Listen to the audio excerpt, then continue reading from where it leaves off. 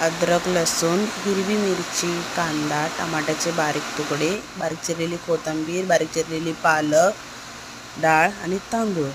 आज आपण बनवणार इन्स्टंट खिचडी. हे सर्व साहित्य मिक्सर जारमध्ये टाकून छान अशी त्याची फाईन पेस्ट बनवून घ्यायची. त्याच्यानंतर गॅसवरती कुकर गरम करायला ठेवला. त्याच्यामध्ये टाकलं थोडंसं 3 टेबलस्पून तेल. त्याच्यानंतर तेल गरम झालं की मोहरी टाकू. मोहरी अशी छान आपली तडतडली की त्याच्यानंतर जे आपण पेस्ट केलेली होती ती टाकू. ही इन्स्टंट खिचडी आहे. ह्याच्यामध्ये कांदा टमाटा वगैरे फ्राय करत बसायची झंझट नाही, फटाफट होते हे आणि काही त्याचा वास येत नाही. ह्याच्यात सुके मसाले सर्व टाकू. हळदी, धनिया पावडर, गरम मसाला पावडर, लाल तिखट, छान बारीक धुवून चिरलेली स्वच्छ पालक टाकू. त्याच्यामध्ये तांदूळ धुवून ठेवलेला टाकू. पाणी टाकू, चवीपुरतं मीठ आणि कुकरला झाकण लावून 3 शिट्ट्या काढून घेऊ.